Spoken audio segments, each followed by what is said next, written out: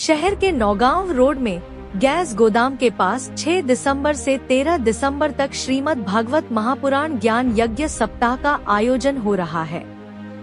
कथा के 6वें दिन बागेश्वर धाम पीठाधीश्वर पंडित धीरेन्द्र कृष्ण शास्त्री महोत्सव में शामिल होने पहुँचे।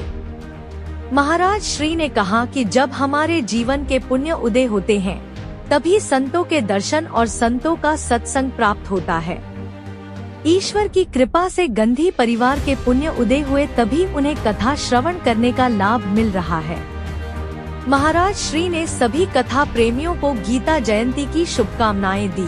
श्रीमद् भागवत महापुराण महोत्सव में बीते रोज शामिल हुए बागेश्वर महाराज ने कहा कि श्रीमद् भागवत कथा में भगवान के साथ भक्तों के चित्रों का वर्णन किया गया है। जो कथा भक्तों की महिमा का बखान करे उससे श्रेष्ठ कोई कथा नहीं होती।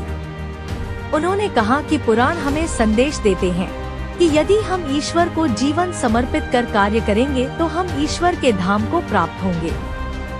महाराज श्री ने गोस्वामी तुलसीदास जी की एक चौपाई से बात शुरू करते हुए कहा कि जब हम चलकर संत के पास जाएंगे तो यह समझें कि हमारे पुण्य उदय हुए हैं, और यदि संत चलकर हमारे पास आते हैं तो इसका तात्पर्य है कि भगवान की कृपा हुई है।